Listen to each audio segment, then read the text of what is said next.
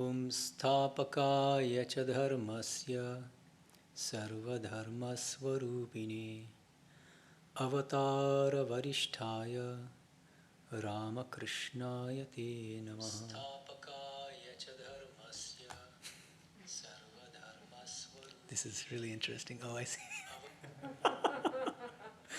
Wow. That was a first.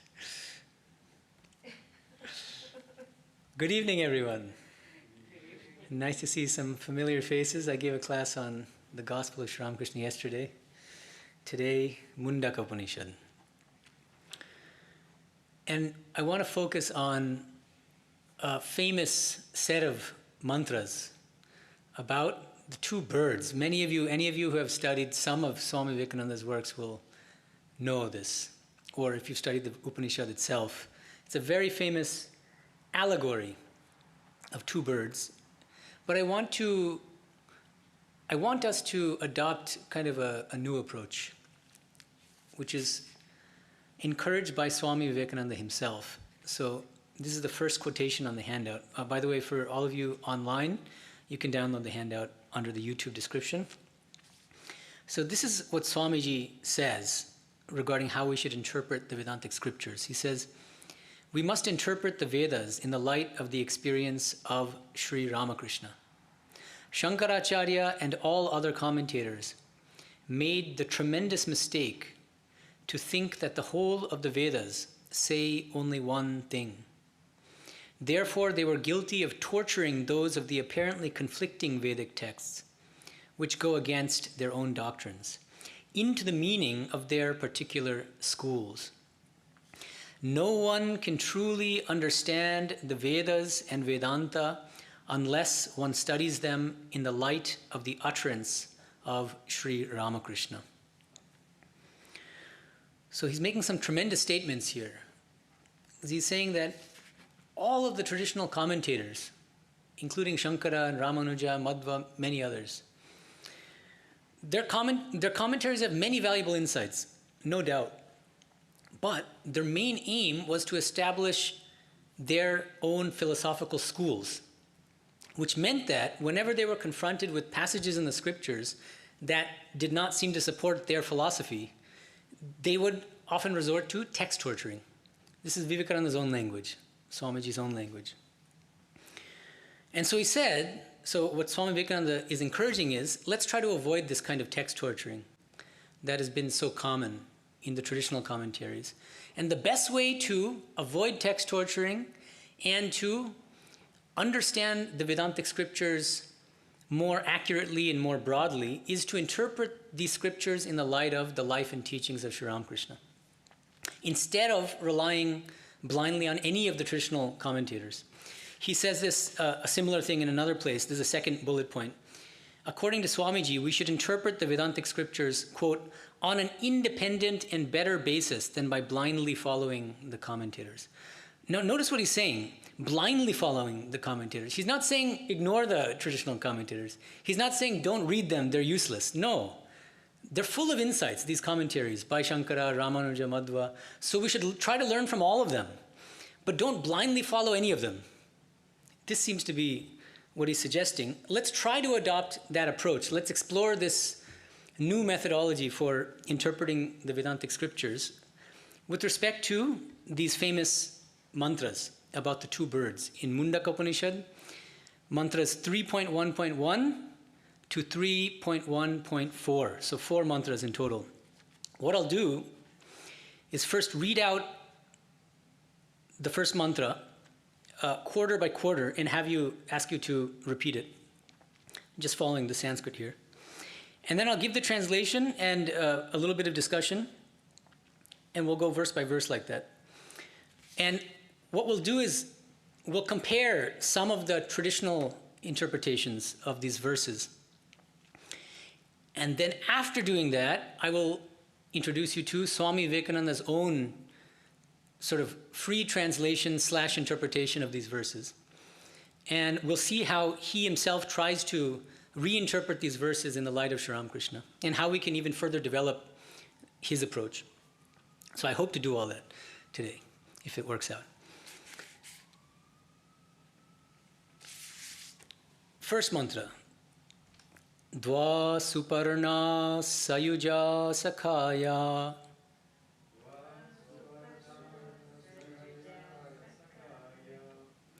samanam vriksham parishasvajati.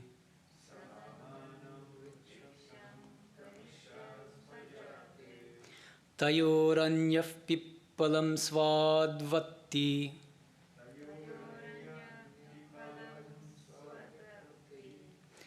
anashnan anyo abhichakashiti.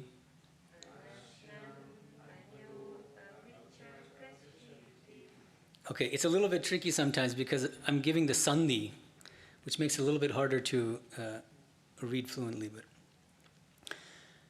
rough translation. So these translations are more or less my own, and I don't claim that they're perfect. In fact, every translation is also an interpretation, so it gets complicated. But these are rough translations, just something to work with as we discuss these things.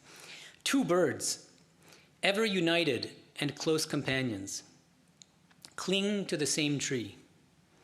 Among the two, one tastes the bitter and sweet fruits, the other looks on without eating. So this mantra is relatively straightforward. This is clearly an allegory, a spiritual allegory. There are two birds, a lower bird and a higher bird.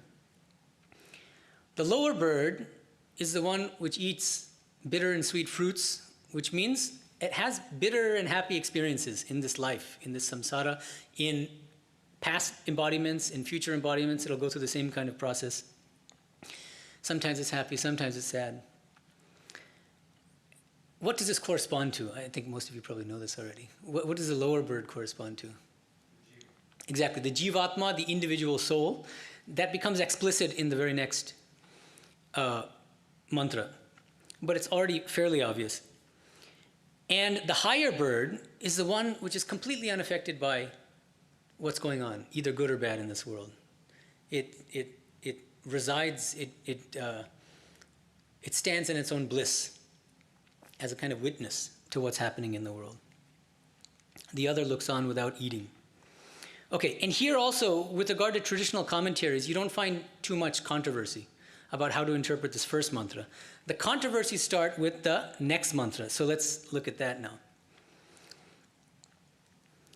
Second mantra. Samane vrikshe purusho nimagno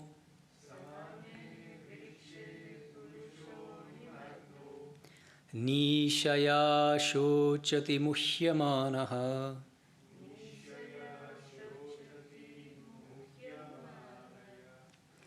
jushtam yada pasyatyanyamisham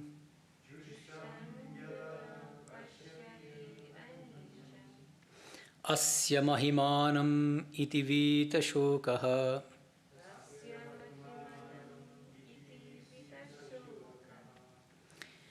On the same tree, the individual soul, so here the mantra is clearly stating, the lower bird is the individual soul, the purusha.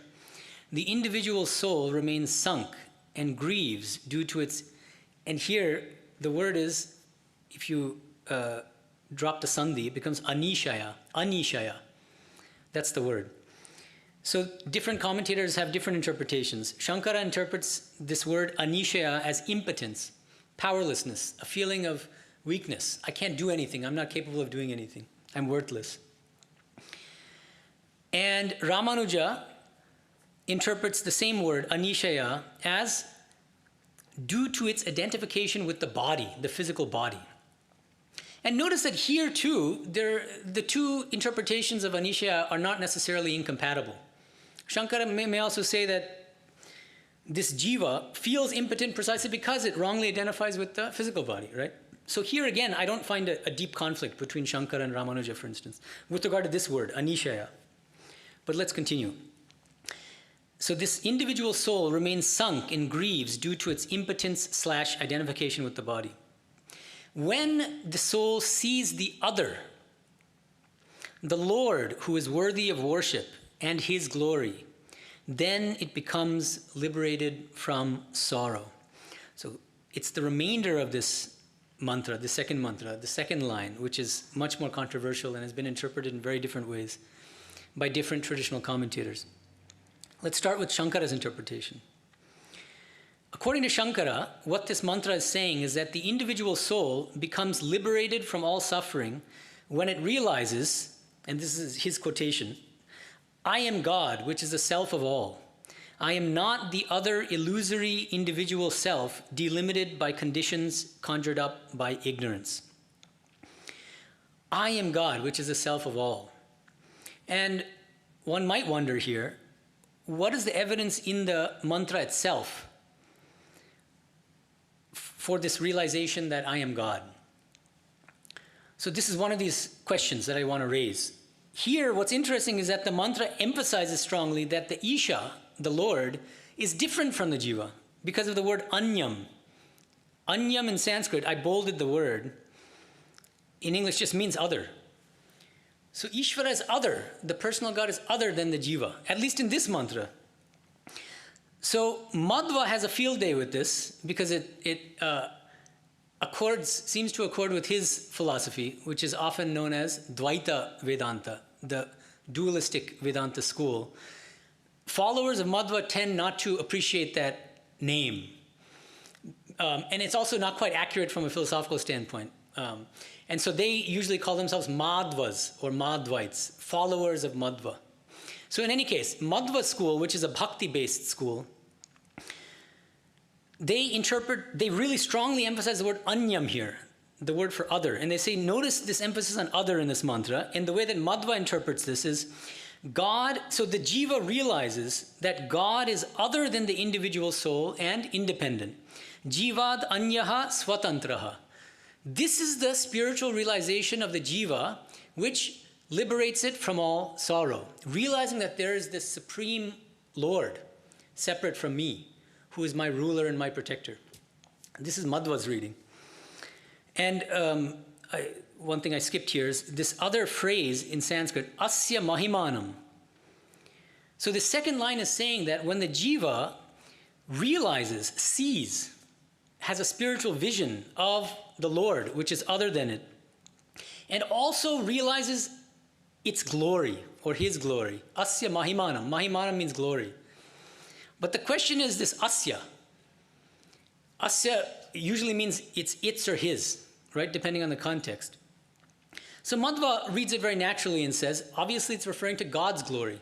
When the individual soul realizes God's glory and realizes God as separate from him, then he is liberated from all sorrow. Shankara does something interesting. He says, no. Well, he agrees, it's God's glory, but then he says that there's a further realization. This Jiva, who's an Advaitan, says, God's glory is indeed my glory, since I am the Supreme Lord. So you notice this is where the divergences really begin in a very strong way, starting with the second line of the second mantra of this bird's parable. Because Shankara here is clearly saying that that individual soul does not realize God's glory. He realizes that he is God, and that God's glory is his own glory. This is the idea. So keep that in mind as we move forward. And now let's look at the third mantra. Yada pashyate rukmavarnam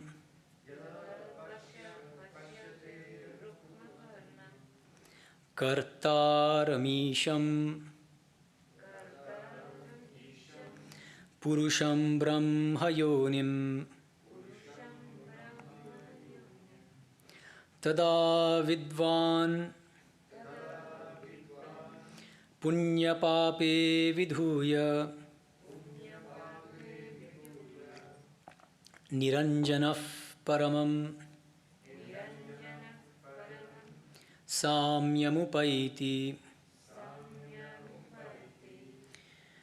When the seer sees the Purusha, the golden-hued creator, the Lord, who is the source of Brahman. Here, this is extremely controversial. So this is just one of many interpretations of Brahma Yonim.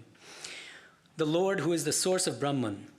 Then the illumined one completely shakes off both merit and demerit, becomes free from all impurities, and attains supreme equality.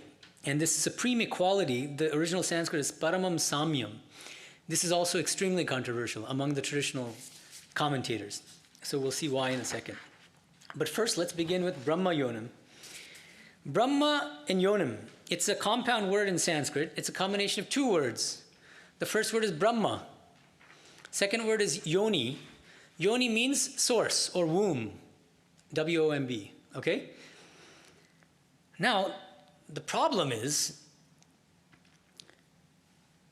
God is, if we take it at face value, the phrase seems to be saying that God is the source of Brahman.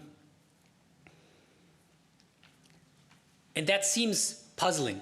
At least it was very puzzling to many traditional commentators, because Brahman is supposed to be the highest reality, not something that can be, nothing else can be the source of that thing, because it's the highest. So how can something be the source of something that is the highest reality? So traditional commentators have tried to interpret this phrase in different ways. So let's look first at Shankara's interpretation. He actually gives two different possible interpretations. And he says both are fine. First, he says we should definitely not take it to mean that God is the source of Brahman, because that wouldn't make any sense. So instead, number one, it could mean, Brahma Yonim could mean that Brahman itself is the source of everything in the world. And it's possible in Sanskrit to interpret it this way. Bhuteshanandaji has a Bengali edition of the Muṇḍaka Upaniṣad where he explains Shankara's interpretation as Brahma eva yoni. Brahman itself is the yoni, is the source of everything, equating Brahman and yoni. And that's possible, grammatically speaking. You can say that the more natural interpretation would be that that God is the source of Brahman, but still, this is not impossible. One can interpret it that way. Second interpretation that Shankara offers of Brahma Yonim, he says, okay, maybe we can take it to mean that God is the source of Brahman, but here we have to distinguish two kinds of Brahman, or two forms of Brahman. One is the higher Brahman, which is Nirguna Brahman, non-dual pure consciousness, the impersonal absolute. The second Brahman is the inferior Brahman, what he calls Apara Brahman. This is the personal God, or even Brahma. And so he says, okay, we could even interpret it in a different grammatical way, saying that God is the source of Brahman, so long as we take God to mean the non-dual pure consciousness, and Brahman to mean the personal God. So, okay, so these are the two different interpretations Shankara offers. Sri Aurobindo is interesting here. He's given his own translation, not commentary, but translation of the Muṇḍaka Upaniṣad. And one thing I've discussed in some of my other lectures, and I gave some lectures on the Isha Upanishad, and in some of my scholarly work, is that Sri Aurobindo, when he's interpreting the Vedantic scriptures, he was strongly influenced by the life and teachings of Sri Ramakrishna and Swami Vivekananda. And so he was, I think, the first to try to systematically interpret the Vedantic scriptures in the way that Swami Vivekananda had wanted, independently of the traditional commentators, but in the light of the life and teachings of Sri Ramakrishna.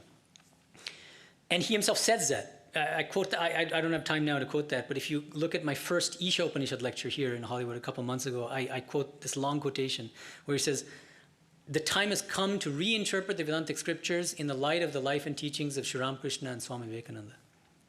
So, keep that in mind. Sri Aurobindo interprets Brahma Yonim as follows. He says, the spirit who is the source of Brahman. So he's taking this phrase at face value. And he's saying that whoever God is, that's what he's referring to as spirit. God is the source even of Brahman, of the impersonal absolute. Now we might think, well, how could that be in line with Sri Ramakrishna's teachings? So I've given some of Sri Ramakrishna's teachings, which could be taken to support this kind of idea. Sri Ramakrishna says, God is with form, without form, and much more besides. Tini shakar, nirakar, abar kotoki. God is even beyond the formless, even beyond the impersonal absolute. And then he says, there is no limit to God. Tahar iti nai. You can never put a limit to God and say, God is only Brahman. Ultimately, God is only Brahman. God is beyond everything we can possibly imagine. So it seems to me that Sri Aurobindo was inspired by these kinds of teachings of Sri Ramakrishna, and of course his own spiritual experiences. And another thing I wanted to flag here, this is a much larger can of worms, which I was hesitant about opening, but let me just open it briefly and then shut the can of worms again. Okay, this issue is that there are other interesting places in the Vedantic scriptures where this kind of phrasing is used, implying that God is somehow the source of Brahman. Where? I'll mention two places. They're both in the Bhagavad Gita. First, chapter 14, verse 27, shloka 27. There's this very puzzling phrase. Bhagavan Krishna says, Brahmano hi pratishtaham. Brahmano hi pratishtaham. I am the foundation, the support of Brahmanaha, Brahman. The straight reading is Brahman. Krishna says this. So it literally means I am the foundation of Brahman. Sri Aurobindo takes it literally and says, yes, because the I there is not Krishna the avatara, but the Purushottama. And here he's thinking of a term mentioned in chapter 15. I'll get to that in a moment. But he sees the highest supreme God as both personal and impersonal. And so it's perfectly reasonable to say that the impersonal, personal, infinite divine reality is the support or foundation of the impersonal Brahman, non-dual pure consciousness. So in that sense, again, I think that arguably this is in line with Sri Ramakrishna's teachings on God. And another very interesting sloka, this is from the very next chapter, chapter 15, shloka 18. Bhagavan Krishna says, Yasmat ksharam atitoham hyaksharadavichottamaha atosmi loke vedecha, this should be vede, sorry, it's a typo, vedecha pratitaf purushottamaha. Bhagavan Krishna says, since I am beyond the mutable, and this is Sri Aurobindo's translation, I mean every translation will differ. Since I am beyond the mutable, the changing, and am greater and higher even than the immutable, even greater than the immutable, the akshara, which is in every other place in the Gita, it seems to refer to Brahman itself, the impersonal absolute. In the world and the Veda, I am proclaimed as the Purushottama, the supreme Purusha, the supreme person. This is what Sri Aurobindo is referring to in his interpretation of 1427, the Purushottama. So this is how Sri Aurobindo explains this, what seems to be puzzling verse. He says, the Purushottama is greater than the akshara, the immutable Brahman, because he is more than this immutability, and he is not limited even by the highest eternal status of being. So I hope the resonances with Sri Ramakrishna are clear here. God is illimitable. This is a keynote of Sri Ramakrishna's teachings and also Sri Aurobindo's teachings. You can never put a limit to God. So even if you say that God is Brahman, you're putting a limit to God. See, you can never put a limit to God. So this is a very different kind of interpretation of Brahma Yonam, which I think is quite interesting and important to keep in mind, especially for followers of the Ramakrishna Vivekananda tradition. Now, that's the first controversial term in this third mantra, but the second controversial term is Paramam Samyam, in the second line of the third mantra. Paramam Samyam. Paramam means supreme. Samyam means equality or oneness. It has slightly different meanings. So now, Shankara, just as I mentioned that Madhva had a field day with the word anyam in the previous mantra, the second mantra, because anyam means other, and so it seems to mean that the realization is that God is other than the individual soul. Shankara has a field day with Paramam Samyam in this mantra, in the third mantra, because it seems to support Advaita, oneness, the supreme identity or equality. So Shankara says, yes, this means absolute equality consisting in non-duality. Samatam advaya lakshanam. When the jiva realizes its absolute equality with God, and then the way that Shankara will interpret the previous mantra is, God may seem to be other than you in the beginning, but ultimately you realize you are God. And where's his evidence? Paramam Samyam, this phrase, Paramam Samyam. Because the mantra itself is saying, when the jiva realizes its supreme equality, and so what seems to be implied is with God, your oneness with God, then it achieves absolute bliss, liberation from all suffering, from rebirth. Ramanuja here gives a different interpretation of this phrase, Paramam Samyam. He says, the liberated individual soul is equal in certain attributes to Brahman, which he understands as Vishnu, the personal God Vishnu.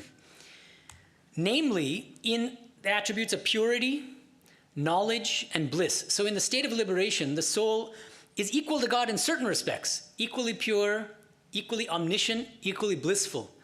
But it's never the creator of this world, it can never rule the world. These are things which God alone can do. But the liberated soul, even in this state of liberation, is not identical to Vishnu. So it's not absolute equality in the sense that Shankara means. Rather, according to Ramanuja, the liberated soul remains what he calls a mere mode. The Sanskrit word here is prakara. It's a technical term, prakara. The jiva is a mere mode of Vishnu in the sense that the soul has no independent existence apart from Vishnu, and it can never be omnipotent like Vishnu. Even the liberated soul does not enjoy the omnipotence that God, Vishnu, has.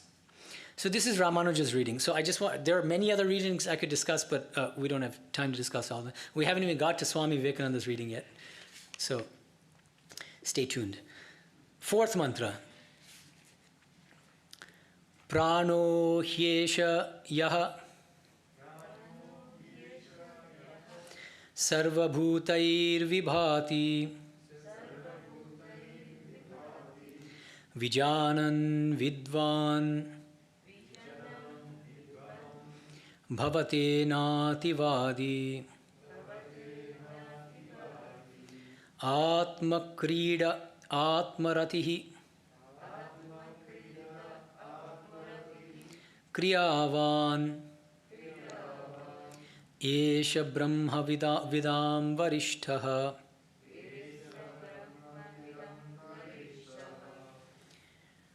This is the life that shines through all creatures. The this is referring to the previous mantra, referring to God.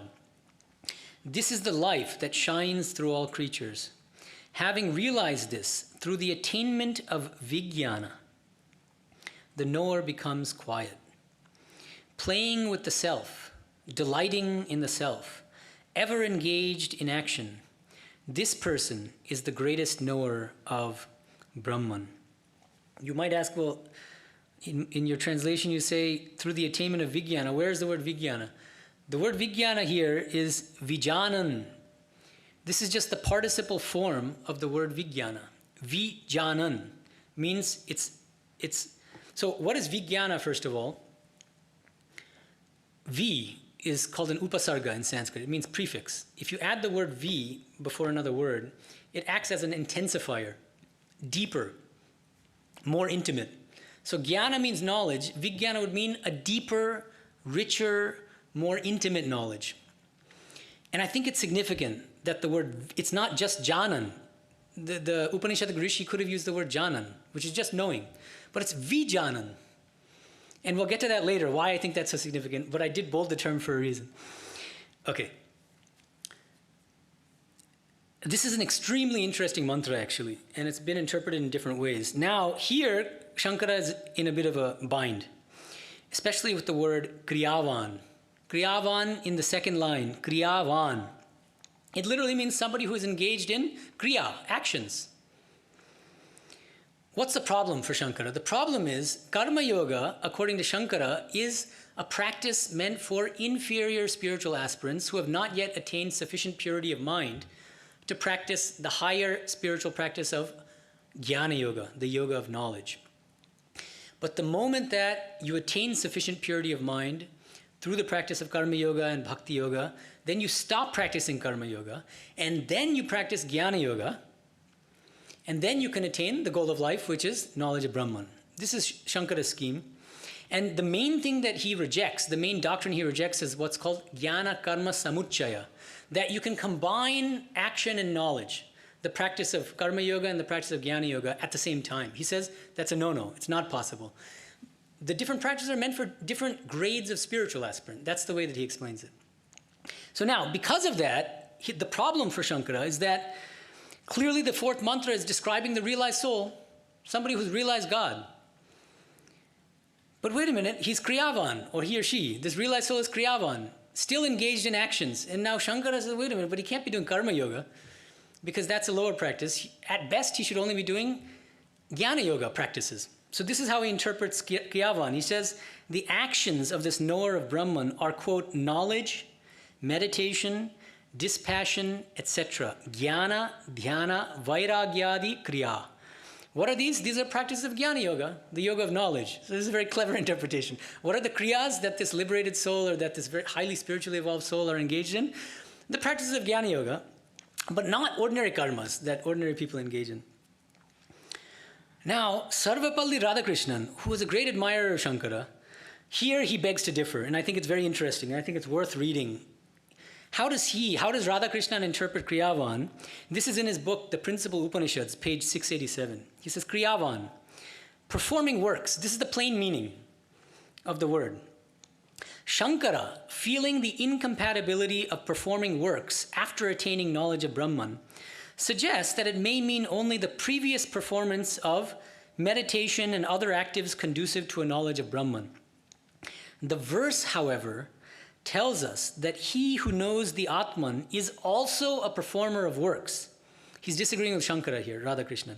The soul frees itself from all attachments, enters into the stillness of the self, becomes composed, and yet breaks forth into temporal works without compulsion, without seeking for reward, without selfish purpose. Its life is a free outpouring of a liberated consciousness, and it is incapable of resting, even as the living God himself does not rest. Deep, unmoved repose at the center and perpetual creativity are his features. It's beautiful English too. I think it's really wonderful. So, now, what is Radhakrishnan saying? He's saying, wait a minute, I think Shankara here is wrong. In many other places I agree with Shankara, but here I have to respectfully disagree, Radhakrishnan is saying. Because the mantra is very plain here, it's very simple. It says that even the liberated knower of Brahman still engages in actions for the sake of helping humanity. Not for himself, not out of compulsion of karma. He's forced to do these works, but out of compassion, spiritual compassion. That seems to be the idea. Keep that in mind. Now we get to Swami Vivekananda's, what I'm calling his free translation / interpretation of these verses from the Muṇḍaka Upaniṣad. So let's look at them.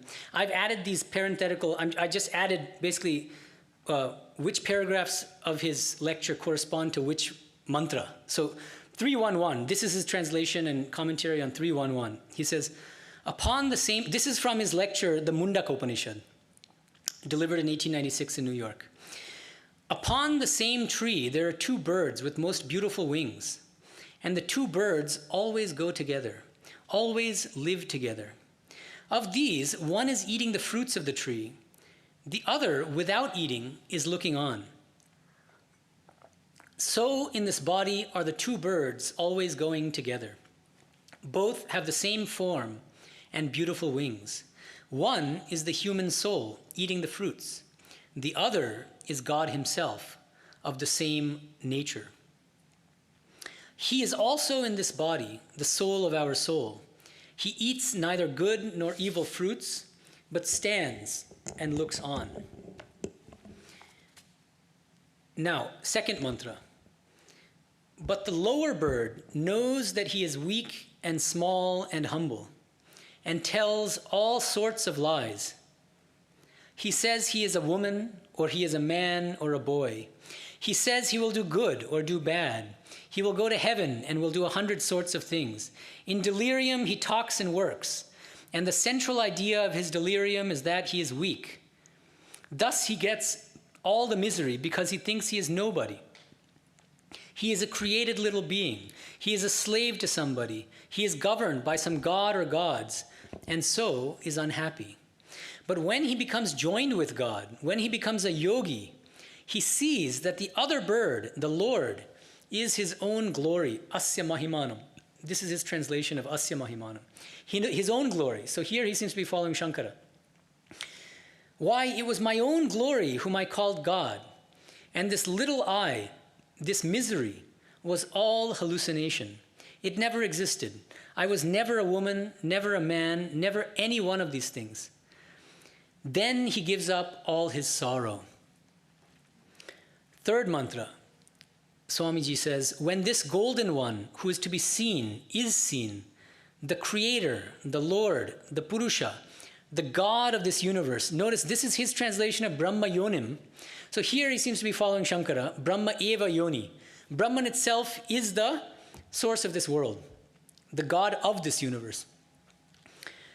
Then the sage has washed off all stains of good and bad deeds. Then he attains to total sameness. This is his translation of Paramam Samyam, total sameness with the Pure One. Again, this seems to be in line with Shankara's interpretation.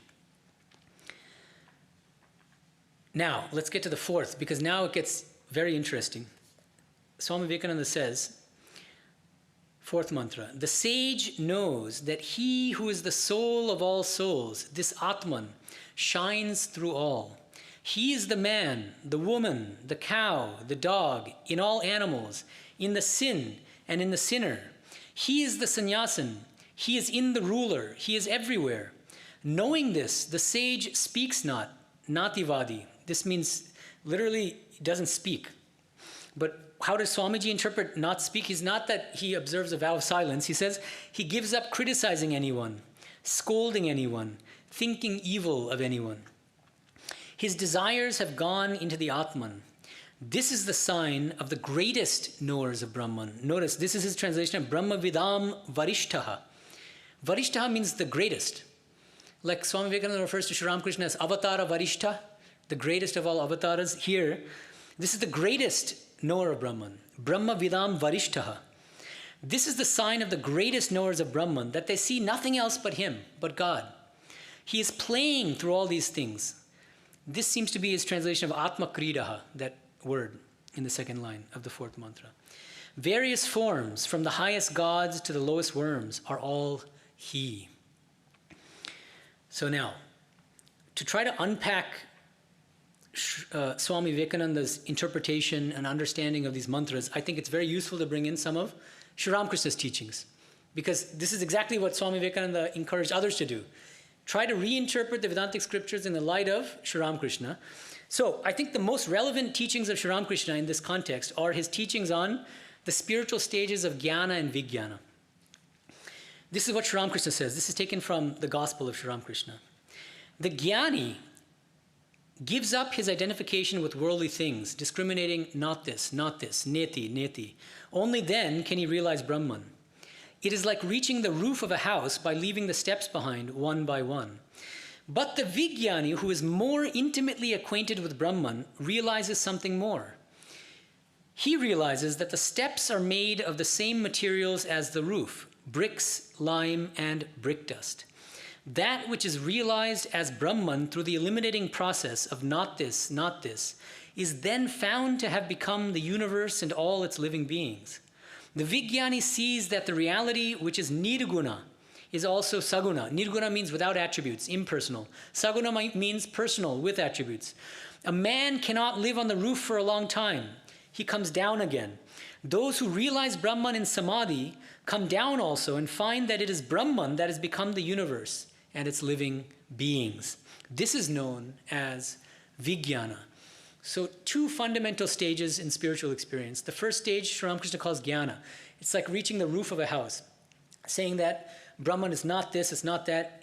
You're dismissing the world as unreal until you finally reach the roof, which is Nirvikalpa Samadhi, the realization of your true essence as non-dual pure consciousness, which Sri Ramakrishna likens to a salt doll going to measure the depths of the ocean, but the moment it sets foot in the ocean, it melts. There's just Brahman. Then he says there's a special category of soul called an Ishvara Koti, which is able to come back from the state of Nirvikalpa Samadhi. And this person has a completely different realization. This is what Sri Ramakrishna calls the Vigyani.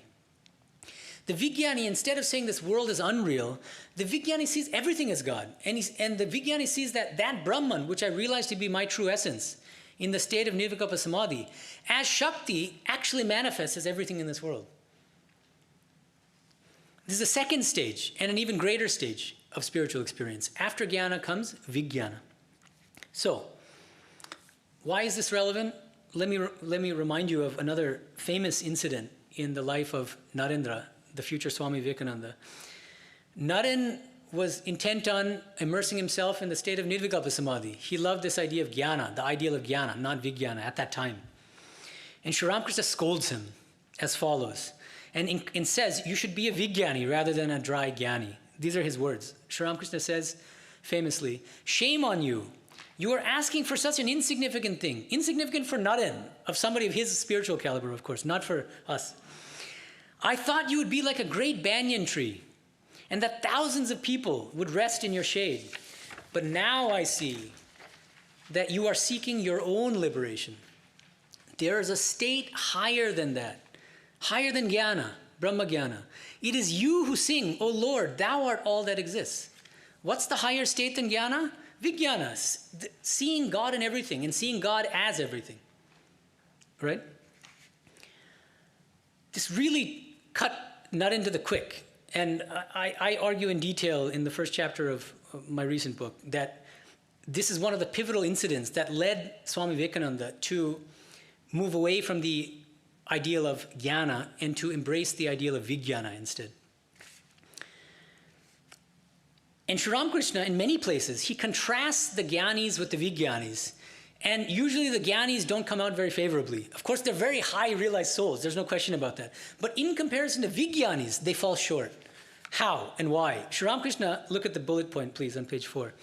Sri Ramakrishna likens Gyanis who seek only their own salvation to, quote, a hollow piece of driftwood that sinks if even a bird sits on it. Meaning Gyanis tend to be seeking only their own liberation. They're happy if they get their own liberation. They're not so interested in others. And in fact, they'll say philosophically that the others don't exist anyway. They're all just figments of my imagination. Okay. Why should I help them? By contrast, Sri Ramakrishna says, Vigyanis like Narada, who strive to help others achieve spiritual enlightenment, to help them out of the morass of ignorance, quote, are like a huge log that not only can float across to the other shore, but can carry many animals and other creatures as well. Such a beautiful analogy. The Vigyani is somebody, it's like the Bodhisattva in the Buddhist tradition. Somebody who's not interested in his or her own liberation, but comes back again and again to help others. Swami Vivekananda himself said, I'm happy to come back thousands of times, to help even a single soul who's struggling to attain liberation. That feeling is the feeling of a Vigyani, not a Gyani. And I also wanted to mention something I mentioned in a couple previous lectures, the one on Turiyanandaji, but I want to mention it again because it's very significant. This is a conversation between Swami Atulanandaji and Turiyanandaji, another great direct monastic disciple of Sri Ramakrishna. This conversation took place in 1910. And Atulanandaji asks Turiyanandaji a very interesting question, which is often asked even now. Did not Sri Ramakrishna's teachings differ somewhat from Shankaracharya's Maya theory? I asked meaning Atulanandaji. He's reminiscing. Yes, Turiyanandaji replied. Shankara taught only one phase, how to get freedom, nirvana. Our master, Sri Ramakrishna, first made one free, and then taught how one should live in the world. Be free first. Do away with name and form in the entire universe, Gyana. This is what Sri Ramakrishna calls Gyana. Then see mother in all, Vigyana. Then be her playfellow. So now, keeping all of this in mind, what I would suggest is that if we interpret these beautiful mantras from the Muṇḍaka Upaniṣad, this tale of two birds, from the standpoint of Sri Ramakrishna and Swami Vivekananda, I think we can interpret 3.1.3 to correspond to describe the spiritual state of Gyana. Remember, what is 3.1.3? Let's go back just to remind ourselves, refresh our memory. It's a lot to kind of hold in the mind all at once. Yada pashyaf pashyate rukmavarnam kattaramisham purusham brahmayonim tada vidvan punyapape vidhuya niranjanaf paramam samyam upaiti. Why do I say that this could be interpreted as corresponding to Gyana? Because of this paramam samyam, which seems very directly to be stating that the jiva realizes its supreme equality or oneness with God, with Brahman. So that seems to be like what Sri Ramakrishna is calling the Gyana realization. The realization that you in your essence are Brahman. But I think the beauty of Swamiji's interpretation of 3.1.4, which I've already read to you, is that I see him as taking this mantra to describe the Vigyani's realization, the realization of Vigyana. Why do I say that? Notice the language he uses. He says, what does the sage realize? That God is the man, the woman, the cow, the dog, in all animals, in the sin and in the sinner. God is everything. This is the sign of the greatest knowers of Brahman. Going one step further than realizing your identity with Brahman, Soham, is Sarvam Khalvidam Brahma. This is another famous Upanishadic statement. It's from Chandogya Upanishad. Everything is Brahman. That's the realization of the greatest knowers of Brahman. Not just that I am Brahman, but that literally everything is a real manifestation of Brahman. And that's why he says at the end, this is the sign of the greatest knowers of Brahman, that they see nothing else but him. He is playing through all these things. Notice the similarity with the language of Turiyanji. When you attain Vigyana, you can become the playfellows. You can become the playfellow of God, Atma Krida. You come here as a playfellow of God to help others out of their ignorance, out of their spiritual ignorance. And Swamiji says, various forms, from the highest gods to the lowest worms, are all he. This is exactly like how Sri Ramakrishna describes the Vigyani's realization. The Vigyani sees that Brahman has become the 24 cosmic principles. Okay. And now, I think we can further develop Swamiji's interpretation of 3.1.4 as the Vigyani's realization by highlighting a few other words, which for some reason he doesn't translate, like Kriyavan. I mentioned the word Kriyavan. I don't find that in his translation. But I think it strongly supports this Ramakrishnan kind of interpretation, also the Radhakrishnan interpretation. So Kriyavan. If we go back to Radhakrishnan's critique of Shankara's interpretation, so this is the bottom of page 2. So as I said, Swami Vivekananda in this lecture, and I think in other places I looked too, but I don't find him giving a direct translation of Kriyavan. But I think he would be very happy to accept the Radhakrishnan's interpretation, which is that the knower of Brahman, the truly liberated soul, the greatest knower of Brahman, will continue to do all actions, not for himself or herself, but to help humanity. Okay? So that's one word which I think really strongly supports this Vivekanandan / Ramakrishnan interpretation, line of interpretation. That this fourth mantra supports the Vigyani's realization. But another word, as I've already mentioned, is Vijanan in the first line of the fourth mantra. Vijanan literally is the participle form of Vigyana. Yeah, Vishesh Rupe Jana. That's how Sri Ramakrishna explains Vigyana. He says, Vishesh Rupe Jana, knowing God more intimately, more deeply, more richly, more comprehensively than just Gyana. Okay? And so the word is used here, which is quite interesting. Oh, sorry. Coming back to Kriyavan for a second, there's another Upanishad which talks about engaging in actions, which also poses a problem for Shankara. Anybody who's an attentive listener to some of my previous lectures, can they tell me which Upanishad? Isha Upanishad. I've given you the Upanishad. Now tell me the mantra that's difficult for Shankara to interpret. Yeah, very good. Satya, very, very good. What, do you know what it is? Okay, that's good enough. Kurvanneveha karmani jijivishet shatagga samaha. Kurvanneveha karmani. After realizing God in everything, which is mentioned in the first mantra, the second mantra says, continuing to do actions in the world. Kurvanneveha karmani jijivishet shatagga samaha. You should strive to live for 100 years. And so Shankara here has a big problem. So what he says is that the first mantra is talking about the highest spiritual aspirant who's fit for Gyana Yoga. The second mantra shifts gears suddenly and is addressing inferior spiritual aspirants. So it's teaching you should want to live 100 years doing karma to inferior spiritual aspirants who have not attained sufficient purity of mind. But interestingly, I discussed this in my Isha Upanishad class. Swami Vivekananda has a beautiful lecture on the Isha Upanishad called God in Everything, where he interprets the second mantra more directly and in a very different way from Shankara. So please just turn to the very end of the handout, the last bullet point. This is Swami Vivekananda's interpretation of Kurvanneveya karmani jijivishet shatagga samaha. Desire to live 100 years. Have the desire to live a long life of helpfulness, of blissfulness and activity on this earth. Thus working, you will find the way out. There is no other way. So work, says the Vedanta, putting God in everything and knowing Him to be in everything. So again, what I'm suggesting is, if Swami Vivekananda had translated the word Kriyavan, I think it would be very reasonable for him to interpret it along the lines of his interpretation of the second mantra of the Isha-Upanishad. Just because you're a liberated soul doesn't mean you should stop acting in the world. You don't act for yourself any longer, but you act for the sake of helping humanity. That's the idea.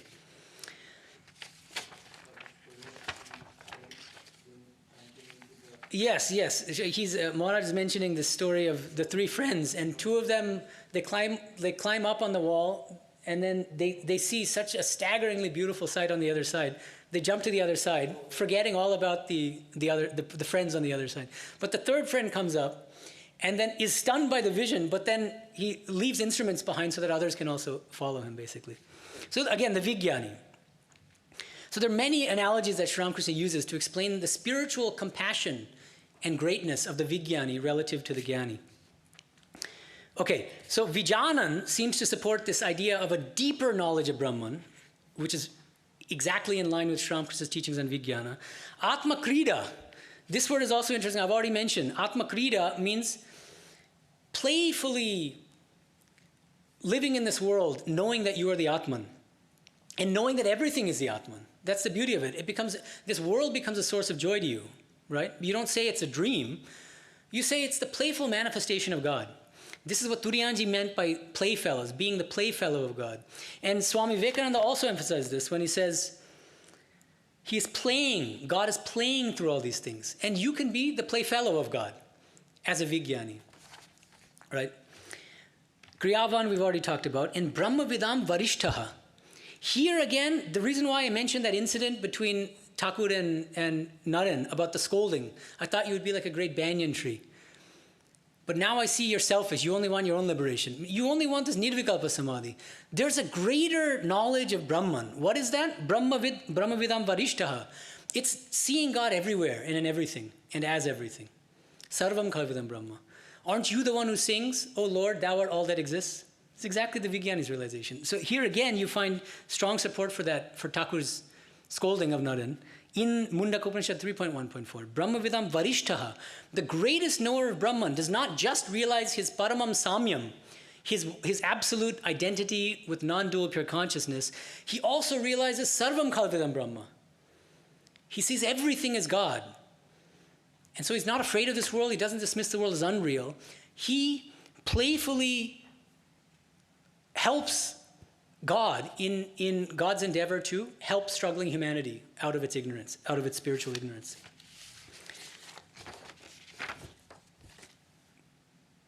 And let me go at page 4 of the handout, and I just wanted to read one more bullet point here.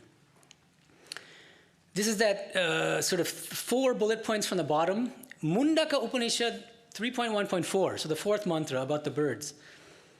Let me read the previous one. From the standpoint of Ramakrishna Vivekananda Vedanta, the 3rd mantra, 3.1.3 of the Muṇḍaka Upanishad, describes the spiritual state of Gyana, supreme identity with non-dual pure consciousness, paramam samyam.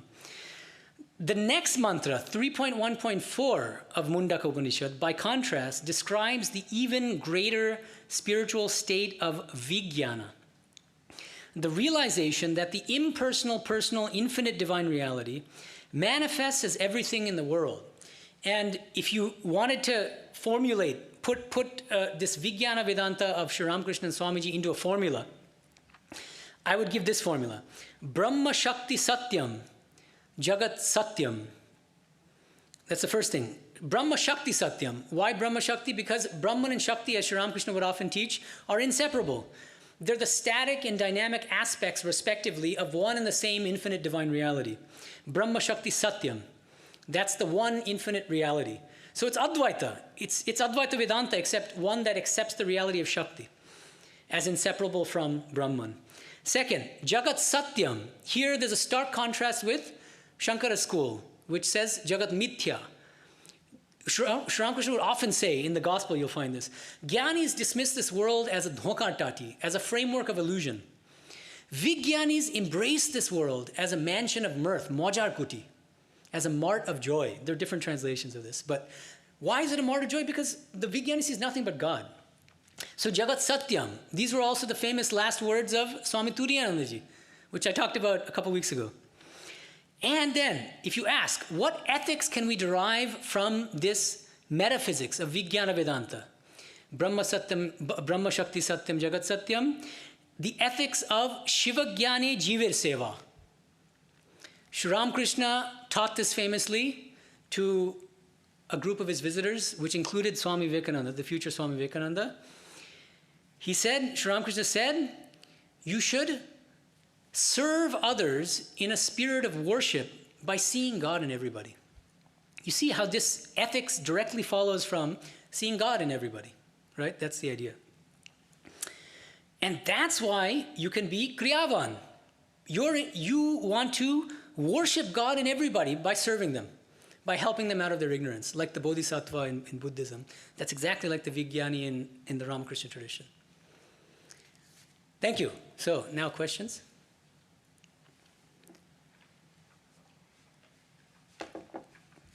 We have some online. Yeah. Oh, one thing I humbly request that online, people watching online, please try to make sure that the questions are relevant to this class rather than some previous class. Thank you.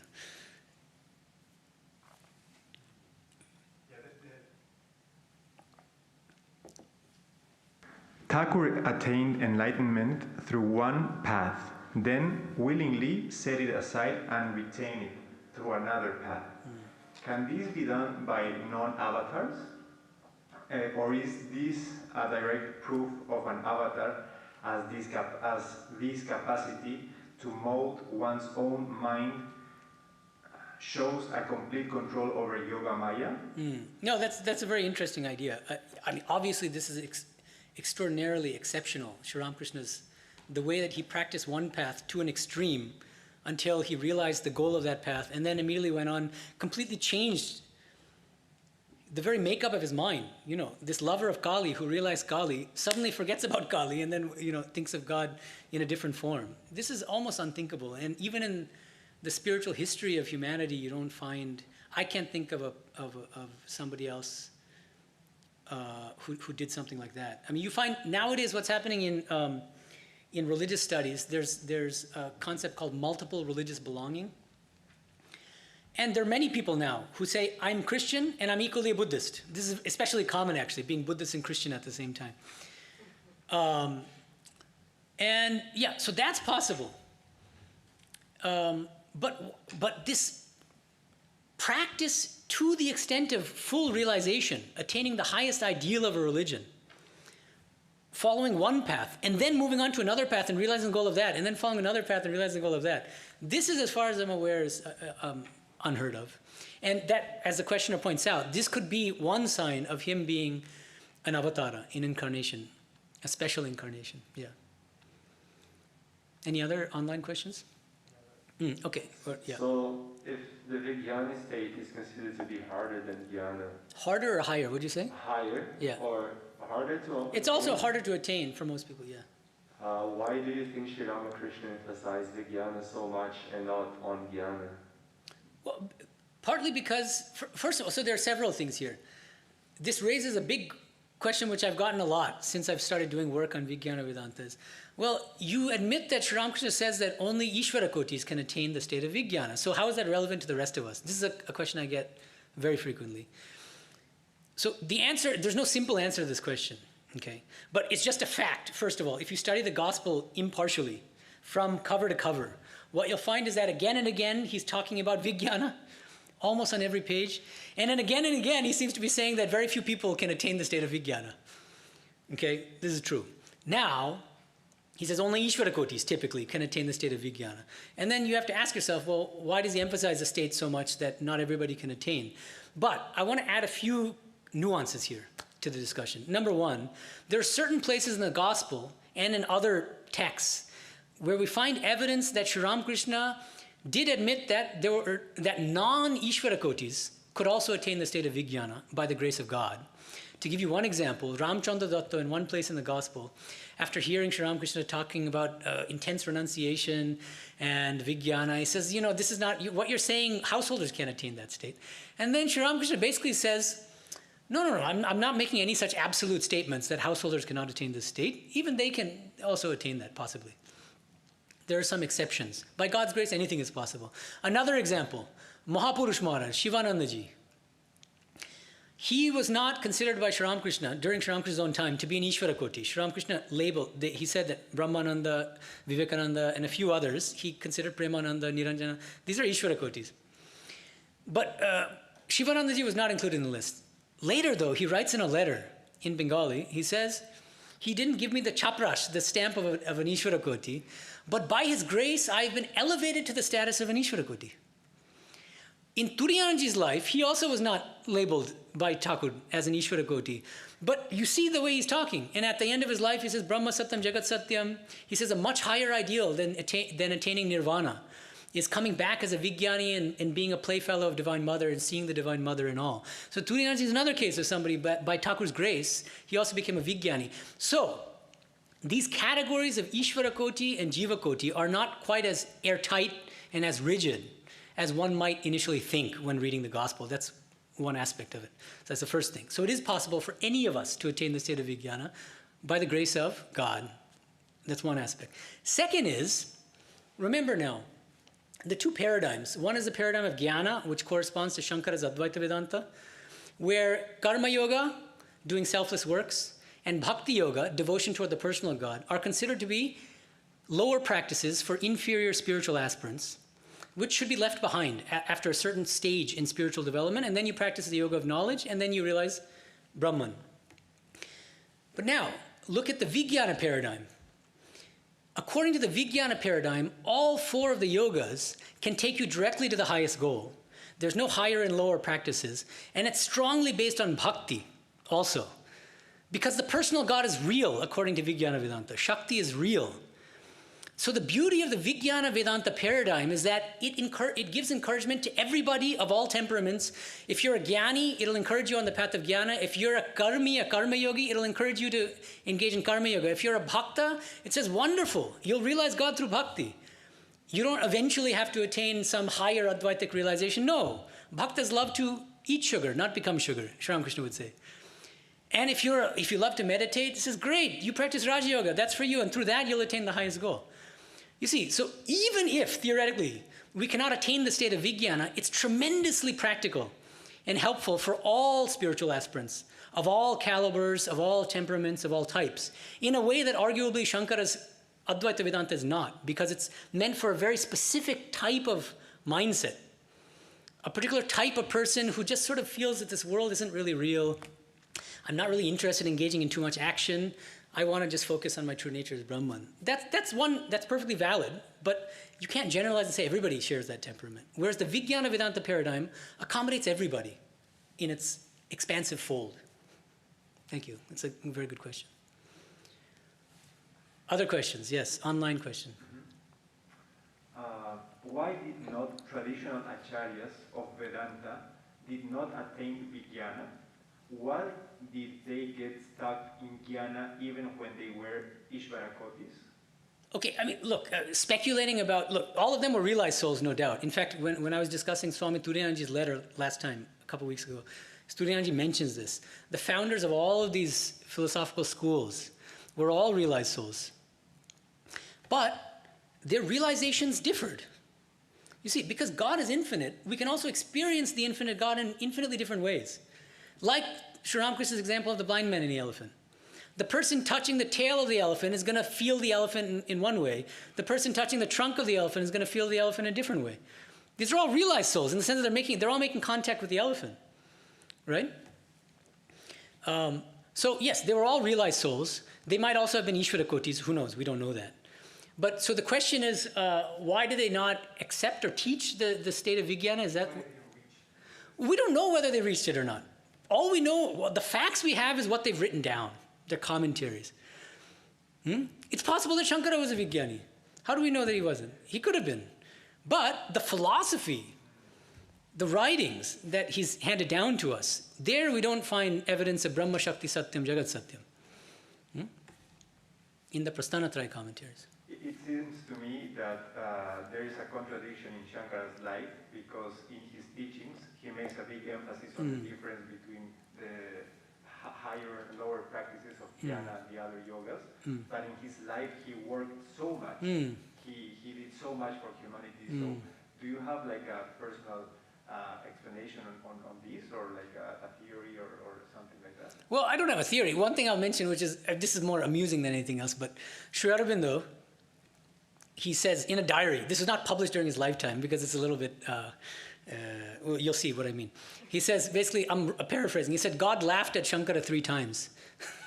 What are the 3 times? The first time when he wrote his commentary on the Isha Upanishad, because he's text torturing in a lot of places, arguably. Second time, when he attended his mother's funeral as a sannyasi, which is, you're not supposed to do that. Second time. The great Gyani who's supposed to say this world is unreal, even my mother should be unreal, but he went to attend his mother's funeral.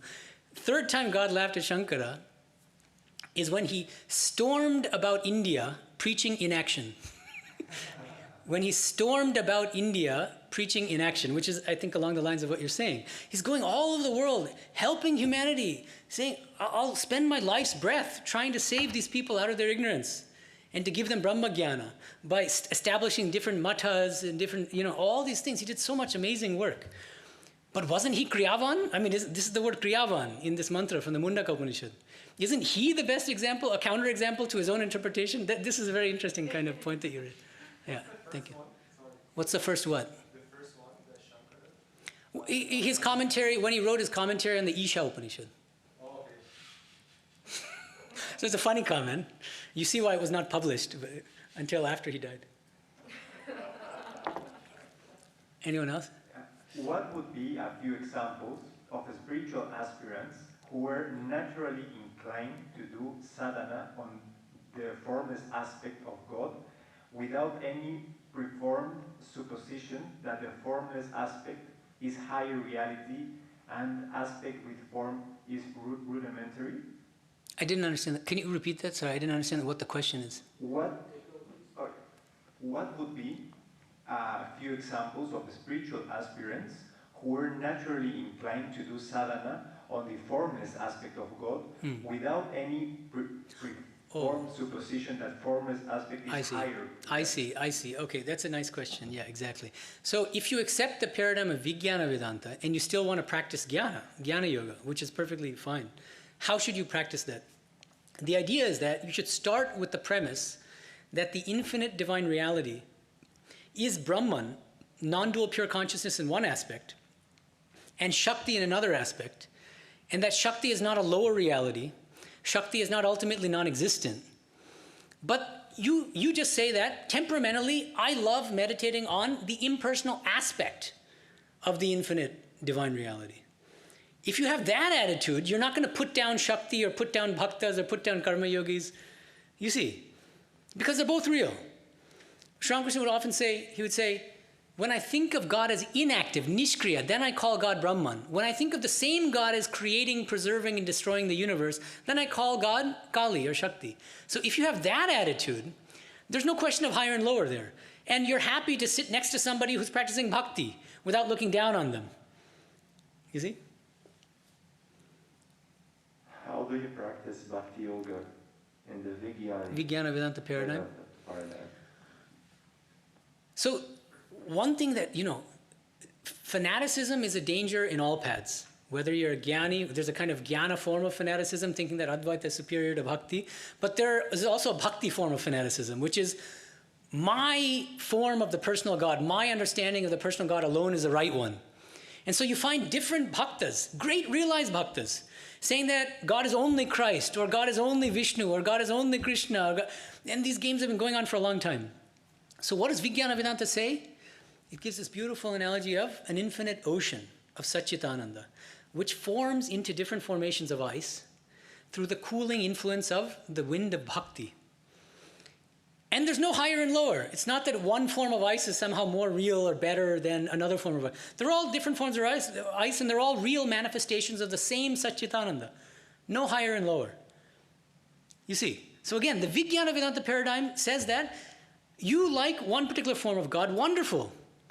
And in fact, for you, salvation will consist in dwelling in a higher, eternal, transcendental loka with that form of the personal God. But never say that your form of God is higher than another form of God, or that your salvation is higher than another form of salvation, another person's salvation. Right? Does that make sense? Other questions? Very good. Very nice questions.